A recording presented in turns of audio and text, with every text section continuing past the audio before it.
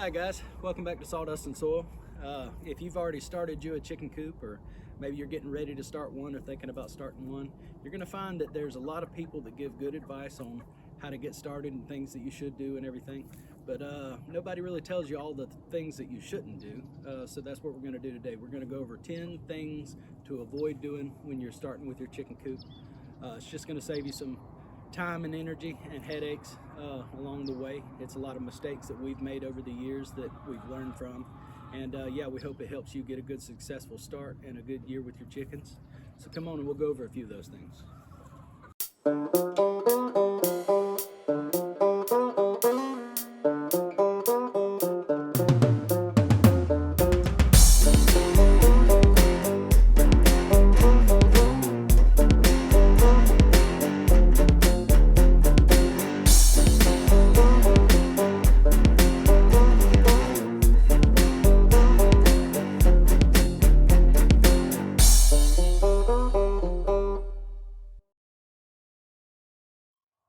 All right, one of the first things that we need to go over is overcrowding.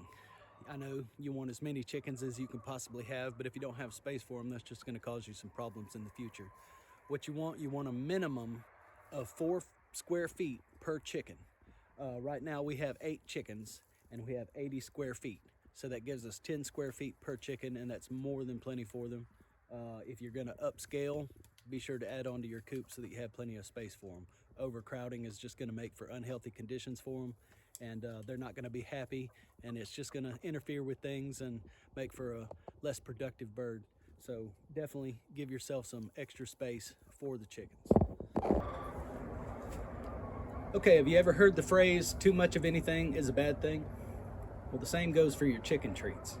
It's a good thing to give your chickens some treats once in a while, but you don't want to overdo it.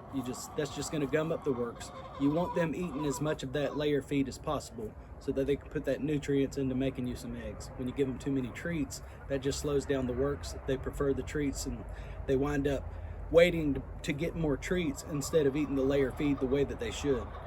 So treat once in a while, a small little bit daily is fine, but don't overdo it on those treats. All right, tip number 3 is all about ventilation. Everybody's first instinct when they get chickens, they want to give them that nice sealed up box for them to get in out of the elements and stay warm. But that actually works against you. It causes the humidity to build up, and it causes the ammonia to build up, which is terrible for their respiratory health, along with the perfect breeding ground for things like lice and mites and other nasty parasites that you definitely don't want in your chicken coop.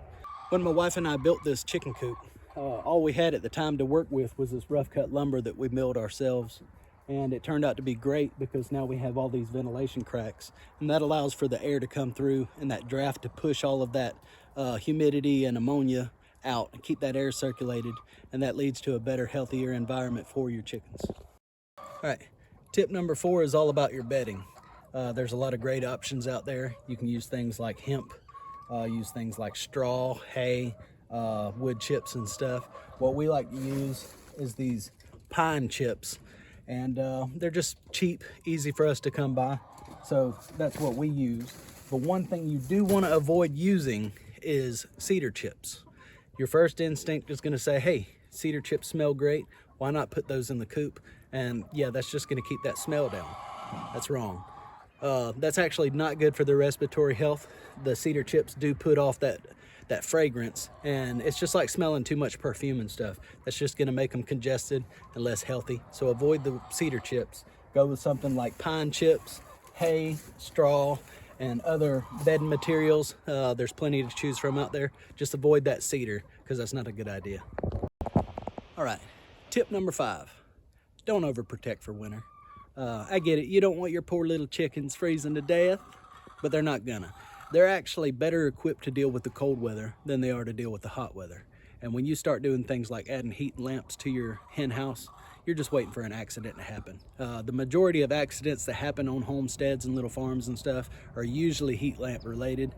Things short out, it's too close to something, and it just starts a spark and burns everything down, and then you got a bunch of deep fried chicken that you can't eat, and you don't want that.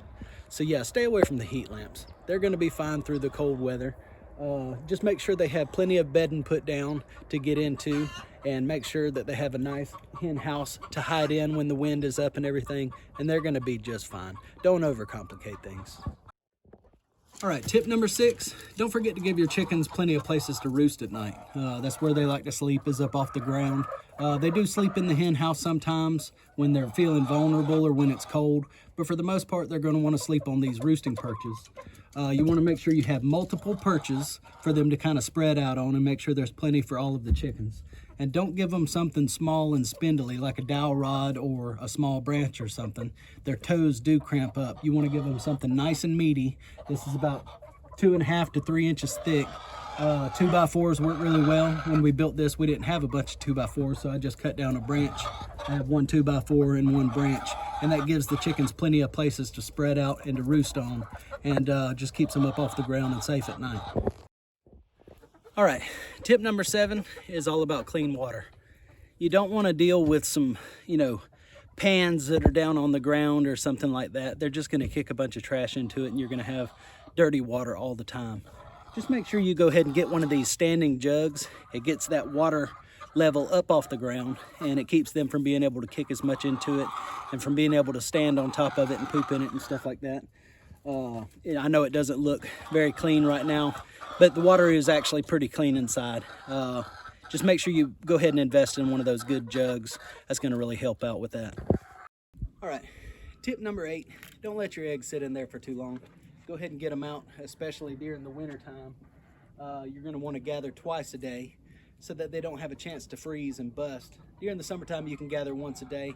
We gather in the evenings because it seems like we get more eggs throughout the day than in the morning time. But yeah, go ahead and get them out of the nest. You don't want to leave them in there for them to roll them around too much and break them and bust them. And you don't want them to freeze. You don't want anything bad to happen. So go ahead and get them out of the nest and get them into your cartons so they can be used. All right, tip number 9. One thing you don't want to do is introduce your young chickens too early. You want to make sure they have plenty of chance to put on some size so that they can defend themselves and they're less likely to be picked on.